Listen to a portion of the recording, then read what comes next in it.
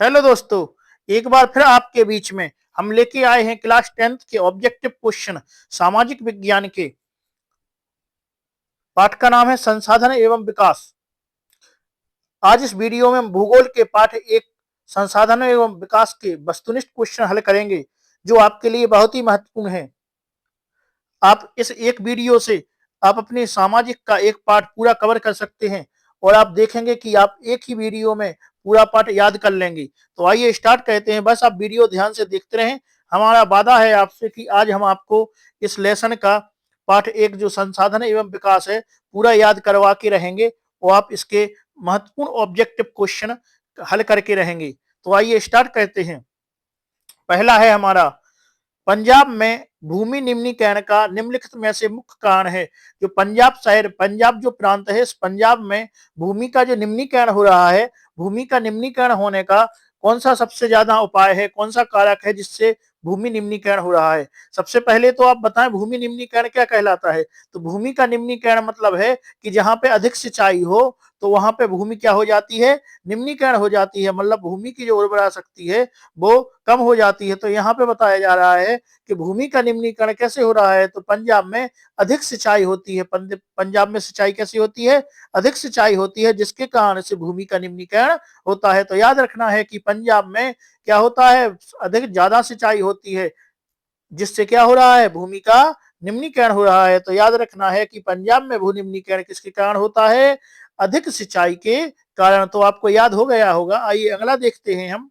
अगला क्वेश्चन है, निम्नलिखित में से किस प्रांत में सीढ़ीदार, सीढ़ीदार को हम बोलते हैं सौपानी खेती की जाती है। तो सौपानी खेती कहाँ की जाएगी, सौपानी खेती वहां की जाएगी जहां पे पहाड़ पर्वत होंगे। तो पहाड़ पर्वत कहाँ पे हैं, पंजाब में बिल्कुल नहीं है, हरियाणा में भी नहीं है, उत्तर प्रदेश में भी नहीं है। आप जानते हैं उत्तराखंड में जो है वो पहाड़ पर्वत पाए जाते हैं। तो सौपानी मतलब सीढ़ीदार खेती कहाँ की जाएगी, हरियाणा में नहीं, उत्तराखंड में की जाएगी। आपको ध्यान से देखना है क्योंकि हमने कहा है आपसे कि हम एक ही वीडियो में आपको सभी क्वेश्चन याद करवा के रहेंगे। तो आपको बताना है कि जो पर्वत और पहाड़ कहाँ पे पाए जाते हैं, तो उत्तराखंड में पाए जाते हैं। और जो सीढ़ीदार और सौपानी खेती है वो कहाँ की जाती है, जहाँ पे पहाड़ पर्वत हो। पहाड़ पर्वत कहाँ है, उत्तराखंड में। तो ये जो खेती की जाएगी सौपानी खेती होगी, ये कहाँ होगी, सोपानी खेती उत्तराखंड में होगी। तो याद कर लेना है कि सोपानी खेती कहाँ है, उत्तराखंड में। सीढ़ीदार खेती कहाँ है, उत्तराखंड में। पहाड़ पर्वत कहाँ है, उत्तराखंड में। तो आइए आगे बढ़ते हैं हम। और आपको ऑप्शन यहाँ पे है पंजाब और हरियाणा। पंजाब हरियाणा में क्या है, अधिक सिंचाई होती है जिससे भूमि निम्नीकरण हो रहा है। तो पंजाब और हरियाणा में अधिक भूमि सिंचाई होती है जिससे भू निम्नीकरण हो रहा है। लेकिन जो आपका सोपानी और सीढ़ीदार खेती है जी कहाँ की जाती है, उत्तराखंड में। तो आइए आगे देखते हैं। अगला क्वेश्चन है, इनमें से किस राज्य में काली मृदा मुख्य रूप से पाई जाती है।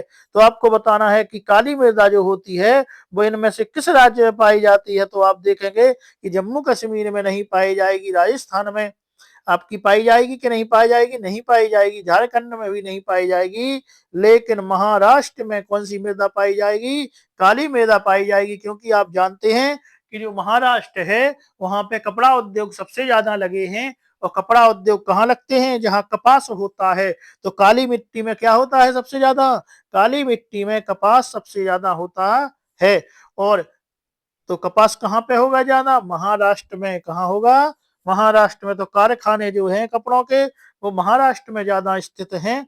तो इसलिए यहाँ पे कौन सी मृदा है, यहाँ काली मृदा पाई जाती है। और महाराष्ट्र जो है वो कपास के लिए ज्यादा प्रसिद्ध है। तो आपका ये वाला क्वेश्चन भी बन गया है। हम एक के साथ में आपको 2 या 3 क्वेश्चन कवर करवाते जा रहे हैं, तो आप वीडियो को बिल्कुल ध्यान से देखते रहें। आइए अगला देखते हैं, कपास उत्पादन में निम्नलिखित में से कौन सी मृदा उपयुक्त है। अभी हमने आपको बता दिया है। तो अगला है दूसरा क्वेश्चन इसी के संबंध में है, इस मृदा की नमी धारण करने की क्षमता अधिक होती है। तो आप जानते हैं कि जो नमी धारण करने की क्षमता होती है और कपास के लिए जो उपयुक्त है वो कौन सी मृदा है, वो आपकी काली मृदा होगी। बिल्कुल राइट आंसर है, आप लोग बहुत अच्छा कर रहे हैं। कौन सा है इसका आंसर, काली मृदा है।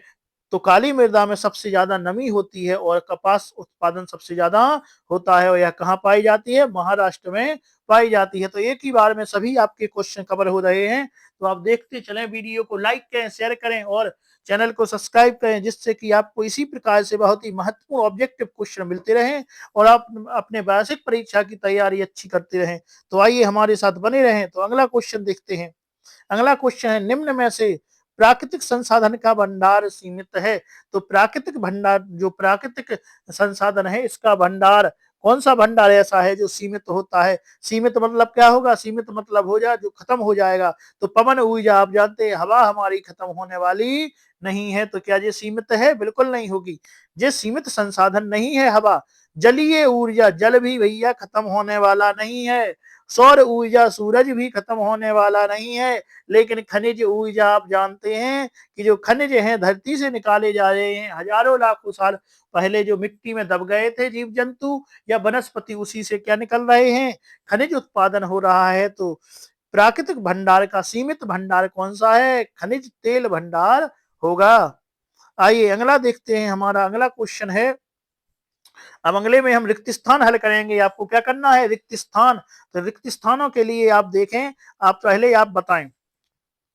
पहला है, भूमि का संरक्षण और प्रबंधन किए बिना लंबे समय तक इसका उपयोग करते रहने से खाली स्थान होता है। तो आप जानते हैं इसका आंसर क्या हो सकता है कि आप यहाँ पे कह रहे हैं भूमि का संरक्षण और प्रबंधन किए बिना लंबे समय तक इसका प्रयोग करने से क्या होता है? भूमि निम्नीकरण होगा। क्या होगा? भू निम्नीकरण होगा। तो इसका आंसर हो जाएगा भूमि निम्नीकरण। क्या हो जाएगा? भूमि निम्नीकरण। भूमि निम्नीकरण हो जाएगा। और ये कहाँ होता है? पंजाब और हरियाणा में। किसके कारण होता है? अधिक सिंचाई के कारण भू निम्नीकरण होता है।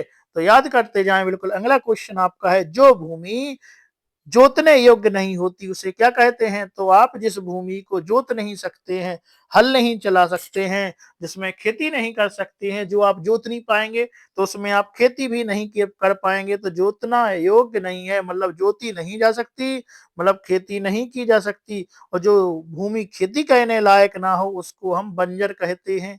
क्या कहते हैं? बंजर भूमि कहते हैं। आप जानते ही हैं कि इसको क्या कहेंगे? बंजर भूमि कहेंगे। तो इसका आंसर क्या होगा? बंजर भूमि। जो जोतने योग्य नहीं है वो कैसी है? बंजर भूमि है। आइए अगला क्वेश्चन देखते हैं। संपूर्ण उत्तरी भारत का मैदान खाली स्थान मृदा से बना है। तो जो संपूर्ण उत्तर भारत का जो मैदान है वो जो मृदा से बना है? तो आप वन लाइनर में ये सभी क्वेश्चन पढ़ चुके थे कि जो उत्तर का मैदान है, विशाल मैदान, यहाँ पे कौन सी मिट्टी पाई जाती है? उत्तर के विशाल मैदान में गंगा से बहाकर लाई गई है जलोढ़ मिट्टी। कौन सी? जलोढ़ मिट्टी। कौन सी मिट्टी? जलोढ़ मिट्टी। कौन सी? जलोढ़ मिट्टी। तो आपको याद रखना है कि यहाँ पे कौन सी मिट्टी हो जाएगी? जलोढ़ मिट्टी हो जाएगी। तो जो गंगा से बहा कर लाई गई है, तो आप दूसरा क्वेश्चन ये बन जाता है कि जलोढ़ मिट्टी कैसे प्राप्त होती है, कैसे बनी है? तो यह नदियों द्वारा बहाकर जो लाई गई है उसको हम जलोढ़ मिट्टी कहते हैं। और जलोढ़ मिट्टी में ही भांगर और खादर होते हैं, आप जानते हैं। अगला क्वेश्चन, अगला क्वेश्चन बताएं आप कि संपूर्ण उत्तर भारत का मैदान खाली स्थान मृदा जित हो गया है जलोढ़ मिट्टी। इसके बाद अगली है, काली मृदा को खाली स्थान मृदा के नाम से भी जाना जाता है। तो आपको बताना है काली मृदा का दूसरा नाम क्या है? तो यहाँ पे काली मृदा का दूसरा नाम जो होगा वो क्या होगा? जल्दी बताएं आप। तो काली मृदा को हम क्या कहते हैं? रेगर मृदा भी कहते हैं। कौन सी मृदा? रेगर मृदा भी कहते हैं। रेगर मृदा भी कहेंगे क्योंकि इसमें धूल के कण, बिल्कुल छोटे छोटे महीन धूल के कण पाए जाते हैं, इसलिए इसको रेगर मृदा कहते हैं। और इसमें पानी धारण करने की क्षमता सबसे ज्यादा होती है। किसमें? काली मृदा में। इसमें कपास की खेती सबसे ज्यादा की जाती है। और कपास कैसे कलर का होता है? सफेद कलर का होता है। और कपास से क्या बनता है? कपड़ा बनता है कपास से। ये कहाँ पाई जाएगी? महाराष्ट्र में पाई जाएगी। तो एक क्वेश्चन से आपके एक वस्तुनिष्ठ से आपके हमने ऊपर सभी क्वेश्चन कवर करवा दिए हैं। तो आप देखते रहें वीडियो को ध्यान से। और आइए अगला स्टार्ट कहते हैं। खाली स्थान मृदा रवेदार आग्नेय चट्टानों पर कम वर्षा वाले भागों में विकसित होती है।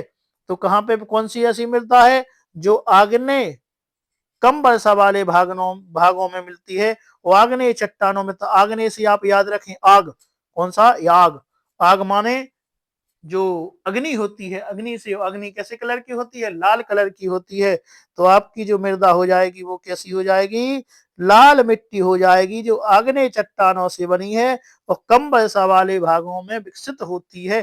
तो अग्नि, अग्नि से जो तपके बनता है वो लाल होता है, और यहाँ पे इसलिए आपको याद होगा कि कैसी मृदा हो जाएगी? ये लाल मृदा हो जाएगी। तो याद करने की ये ट्रिक भी आपकी हो गई है कि इस कौन सी मृदा होगी? ये लाल मृदा होगी। आइए अगला देखते हैं, हम आगे हम चलते हैं। अगला देखते हैं, खाली स्थान मृदा चाय और कॉफी उगाने के लिए उपयुक्त है। तो चाय और कॉफी कहाँ उगेगी? हम जानते हैं कि काली मृदा में तो उगेगी नहीं, नहीं तो पूरे महाराष्ट्र में चाय होगी, जो कॉफी है वो हमारे मध्य प्रदेश में भी उग जाती। तो कौन सी मृदा होगी? जलोढ़ मृदा में बिल्कुल नहीं होगी। और किसमें होगी? तो लेटराइट मृदा में जो है वो चाय और कॉफी होती है। तो कौन सी मृदा में? लेटराइट मृदा में।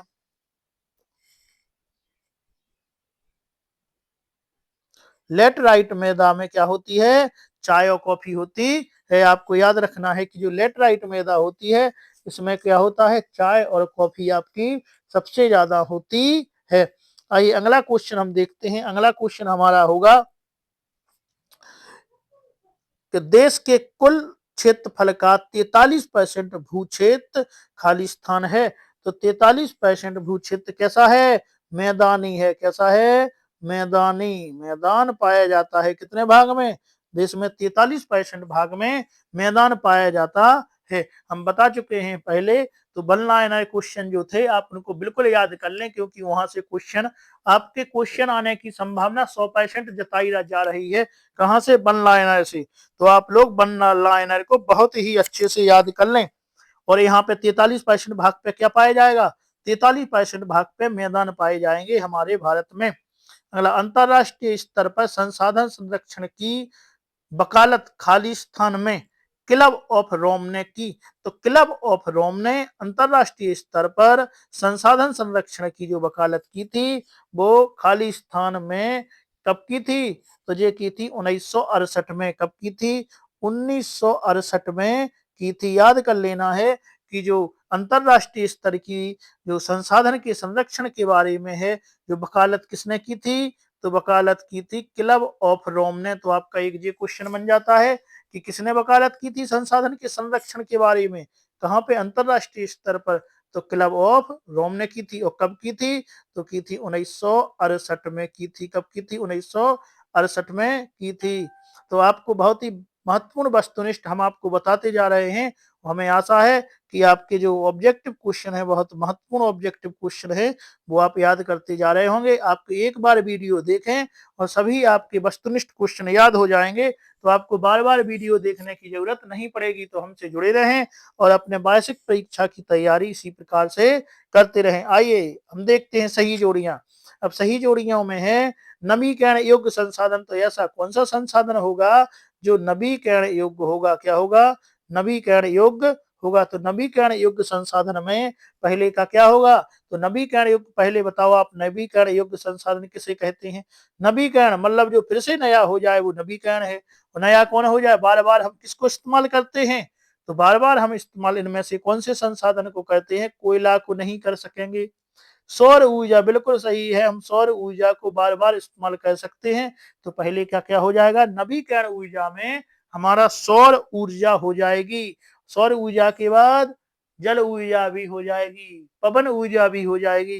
तो नवीकरण संसाधन वे संसाधन कहलाते हैं जो फिर से नए बन जाए, मतलब जिनका एक बार उपयोग करने के बाद दूसरा फिर से हम उपयोग कर सकते हैं। तो उसको हम नवीकरण योग्य संसाधन कहते हैं। संसाधन क्या कहलाते हैं? जो मानव की आवश्यकताओं को पूरा करते हैं वो संसाधन कहलाते हैं। आपको एक बार में चैप्टर खत्म, एक बार आप पढ़िए, चैप्टर फिनिश। आइए अगला देखते हैं। तो नवीकरण योग्य संसाधन क्या हो गए हैं? सौर ऊर्जा संसाधन हो गए हैं। अब आगे है अनवीकरण योग्य संसाधन। तो ऐसे संसाधन जिनका एक बार उपयोग करने के बाद फिर से हम उनका उपयोग नहीं अनवीकरण अभी फिर से नया नहीं होगा।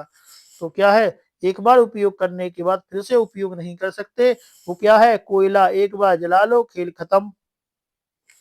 तो अनवीकरण युक्त संसाधन का क्या हो गया है, कोयला हो गया है। आइए बांगर और खादर, आप जानते हैं जलोढ़ मृदा जो होती है वो बांगर और खादर कहलाती है। तो प्राचीन जलोढ़ मृदा को बांगर और नवीन जलोढ़ मृदा को हम खादर कहते हैं।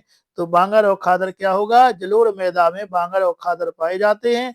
तो प्राचीन जलोढ़ मृदा को हम बांगर कहते हैं, जिसमें उपजे है कम उपजाऊ मिट्टी होती है, और नवीन जलोढ़ मृदा को हम खादर कहते हैं। पहले खा आएगा कि बा आएगा, पहले खा आएगा तो खादर नवीन है, और बा बाद में आएगा तो बांगर कैसी है, पुरानी हो गई है, प्राचीन हो गई है। तो ये ट्रिक आपको हमने बता दी है कि बांगर और खादर में नया कौन है, खा खरगोश का पहले आता है तो ये नया है, और बा बाद में आता है तो ये पुराना हो गया है। तो बांगर और खादर की ट्रिक आपको याद हो गई है। हमने कहा है कि एक बार वीडियो देखें और चैप्टर का खेल खत्म करें। तो इसी के सिद्धांत पे हम आपको लेके चल रहे हैं।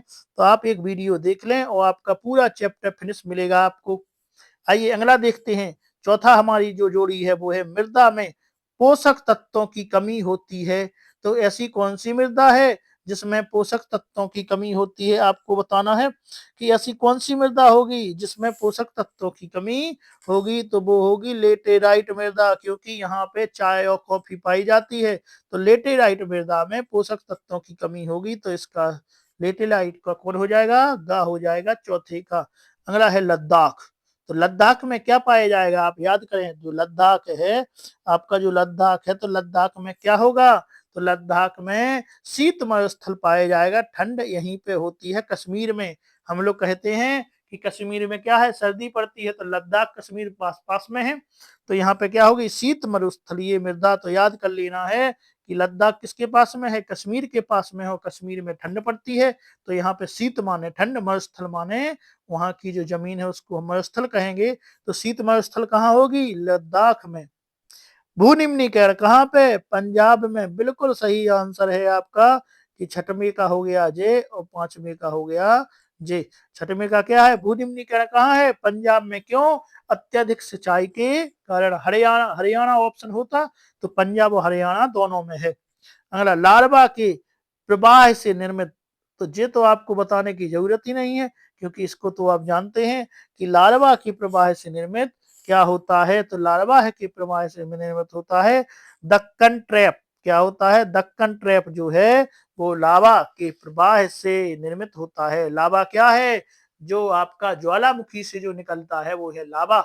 ज्वालामुखी से जो आपका गर्म धातुएं धरती के केंद्र से बाहर आती हैं उसको हम लार्वा कहते हैं। और लार्वा के निर्माण से क्या होता है, दक्कन ट्रैप का निर्माण होता है। अगला, भूमिगत जल। जो भूमिगत जल है वो नवीकरणीय संसाधन है। तो भूमिगत जल क्या हो गया है, नवीकरणीय संसाधन। ये आठवां हो गया है और ये आपका सातवां हो गया। तो एक बार आप ऑब्जेक्ट देखें और इस चैप्टर को खत्म करें। तो आइए आगे देखते हैं हम। अब हमारे आ गए हैं सत्य सत्य। तो आपको सत्य सत्य को ध्यान रखना है कि किसका क्या आंसर होगा। तो आइए स्टार्ट करते हैं, हम सत्य सत्य को भी देखते हैं। पहला है, भूमि एक असीमित संसाधन है। तो आपको बताना है पहला कैसा है, भूमि एक असीमित संसाधन है। तो बिल्कुल नहीं है, क्योंकि भूमि को हम यूज करते जाएंगे तो ये कैसी हो जाएगी, बंजर हो जाएगी। तो ये कैसा हो गया है, असत्य हो गया है। तो पहले कैसा हो जाएगा, पहला असत्य हो जाएगा। भूमि एक सीमित संसाधन है, ना कि असीमित। अगला, उत्पत्ति के आधार पर जैव और अजैव संसाधन होते हैं। तो उत्पत्ति के आधार पर संसाधन के प्रकार के हो गए हैं, दो प्रकार के, जैव और अजैव। बिल्कुल सही बात है, उत्पत्ति के आधार पर संसाधन दो प्रकार के होते हैं, जैव और अजैव संसाधन। तो उत्पत्ति कैसे होती है, जीवित होके और मृत्यु होके। तो दो बार हो जाएगी, जैव हो जाएगा और अजैव हो जाएगा। अगला, सूर्य ऊर्जा नवीकरण योग्य संसाधन नहीं है। बिल्कुल गलत है भैया, सूरज नवीकरण योग्य संसाधन सूरज ही तो है। तो ये कैसा हो गया, हमारा असत्य हो गया है। सौर ऊर्जा कैसा है, नवीकरण योग्य संसाधन है। लेकिन यहाँ पे आपसे बताया गया है कि नहीं है नवीकरण योग्य। तो हम कहेंगे बिल्कुल असत्य है, क्योंकि नया कौन होता है, जो फिर से उगता है नया, वही नया है। सूर्य ऊर्जा नवीकरण युक्त संसाधन कहलाएगा। आइए अगला है प्राकृतिक कारकों विशेषतः वायु तथा जल से मिट्टी का हटना मृदा अपैदन कहलाता है। तो मृदा अपैदन हम किसको कहते हैं? जब हमारी वायु या जल से मिट्टी की ऊपरी परत हट जाए उसको हम मृदा अपैदन कहते हैं। तो बिल्कुल सही है कि प्राकृतिक कारकों कौन कौन विशेषतः वायु और जल से मिट्टी का हटना क्या कहलाएगा? मृदा अपैदन कहलाएगा। तो ये बिल्कुल सही है। अगली, पुरानी जलोढ़ मृदा को बांगर कहती है। बिल्कुल सही है क्योंकि बा बाद में आएगा, बांगर में बा कहा कब आएगा? बाद में आएगा। तो पुरानी जलोढ़ मृदा को भी हम क्या कहेंगे? बांगर कहेंगे। तो ये बिल्कुल सही है। अगला, लेटराइट शब्द ग्रीक भाषा के शब्द लेटर से मिलकर बना है। तो जो लेटराइट शब्द है वो ग्रीक भाषा की किससे मिलकर बना है? लेटर से मिलकर बना है। तो बिल्कुल सही है। अगला, सम्मोच जुताई द्वारा मृदा संरक्षण होता है। किसके द्वारा? सम्मोच जुताई के द्वारा क्या होता है? मृदा संरक्षण होता है। तो सम्मोच जुताई के द्वारा मृदा संरक्षण होता है। बिल्कुल सही बात है कि अगर सम्मुच जुताई होगी तो मृदा का क्या होगा? संरक्षण होगा। अगला है, पंजाब राज्य में काली मृदा पाई जाती है। तो इसका तो आप बताएंगे कि क्या पंजाब में काली मृदा हमने पढ़ी है? हमने नहीं पढ़ी है। तो ये बिल्कुल गलत है। पंजाब में काली मृदा नहीं पाई जाएगी। तो काली मृदा कहाँ पाई जाएगी? महाराष्ट्र में पाई जाएगी। तो ये हमने जो सत्य सत्य है हल कर लिए है। अब आगे देखेंगे कि पंजाब और हरियाणा में 80% भूमि पर खेती होती है। कितने पर? 80% भाग पर भूमि पर खेती होती है। तो आप इसका बताएं क्या हो सकता है? सत्य या असत्य? बिल्कुल सत्य है क्योंकि भूमि का जो निम्नीकरण है यहीं पे हो रहा है हरियाणा और पंजाब में। यहाँ पे कितनी भूमि सिंचित है? कितनी भूमि पर खेती होती है? 80% भाग पर खेती होती है और यहाँ पे सिंचाई सबसे ज्यादा है। इस वजह से यहाँ पे खेती कैसी होगी? सबसे ज्यादा होगी। आइए अगला देखेंगे हम। अगला है, भारत के क्षेत्रफल का 27% भाग मैदानी भाग है। तो बिल्कुल गलत है जी। भारत का कितना % भाग मैदानी है? आप हमें कमेंट बॉक्स में जरूर बताएं कि कितने क्षेत्रफल क्या है? मैदानी है। आइए, ओ भैया यहाँ पे तो हमें रुकना पड़ेगा क्योंकि यहाँ पे आपने आंसर टिप्पू कर लिए हैं। तो आंसर हम आपको नहीं बताएंगे एक शब्दों के, आपको स्वयं आंसर बताना है। तो पहला है आपका, पहला क्या है? पहला क्वेश्चन देखेंगे। पहला क्वेश्चन है, प्रथम अंतरराष्ट्रीय पृथ्वी सम्मेलन कब और कहाँ हुआ था? तो क्या है पहला? प्रथम अंतरराष्ट्रीय पृथ्वी सम्मेलन कब और कहाँ हुआ था? तो इसका आपका आंसर हो जाएगा, प्रथम जो पृथ्वी सम्मेलन है वो कहाँ हुआ था? ब्राजील के रियो डी जेनेरो शहर में। और कब हुआ था? 1992 में। कब हुआ था? 1992 में अंतरराष्ट्रीय पृथ्वी सम्मेलन हुआ था। अगला क्वेश्चन हमारा है, अगला क्वेश्चन है, भारत के भू आकृति क्या क्या है? भारत की भू आकृति पर्वत, पठार तथा मैदान का क्षेत्रफल प्रतिशत बताता है। तो कितने प्रतिशत क्षेत्रफल बताएगा? तो ये बताएगा आपका, पर्वत है 30% पे, पठार है 27% पे और मैदान है 43% पे। याद कर लेना है पर्वत कितने पे है? पर्वत हमारे यहाँ पे 30% भाग पे है, पठार 27% पे है और मैदान 43% भाग पर है। अगला, भू निम्नीकरण के लिए उत्तरदायी 2 मानवीय कारण बताइए। तो अति पशुचारण मानवीय कारण और वनोन्मूलन क्या हो गया? मानवीय कारण। तो ये मानवीय कारण हो गए हैं 2। किसके लिए? भूमि निम्नीकरण के लिए। किसके लिए? भूमि का निम्नीकरण के लिए। अगला है, भारत में सर्वाधिक विस्तृत किस मृदा का विस्तार है? तो भारत में सर्वाधिक विस्तार किस मृदा का है? तो जलोढ़ मृदा का जो है सर्वाधिक विस्तार है भारत में। अगला, आयु के आधार पर जलोढ़ मृदा को किन 2 भागों में बांटा गया है? तो बांगर और खादर में बांटा गया है। प्राचीन मृदा बांगर और नवीन मृदा खादर। आइए अगला क्वेश्चन है हमारा, भारत का कुल भौगोलिक क्षेत्रफल कितना है? तो 32.8 लाख वर्ग किलोमीटर भारत का प्रमुख भौगोलिक क्षेत्रफल है। तो इस वीडियो में हमने अभी आपके महत्वपूर्ण वस्तुनिष्ठ कुछ क्वेश्चन हल कर लिए हैं। अब आगे हम देखेंगे, अब आगे जो हम देखेंगे वो हम रेमेडियल के क्वेश्चन देखेंगे। तो आप देखते रहें हम आगे रेमेडियल वाले क्वेश्चन आपके लिए लेके आए हैं, तो आप लोग रेमेडियल के भी एक बार हल कर लें और बस इस पार्ट को खत्म करें। एक ही वीडियो में आपका पूरा पार्ट फिनिश हो जाएगा, एक से दूसरा वीडियो हमें नहीं लगेगा।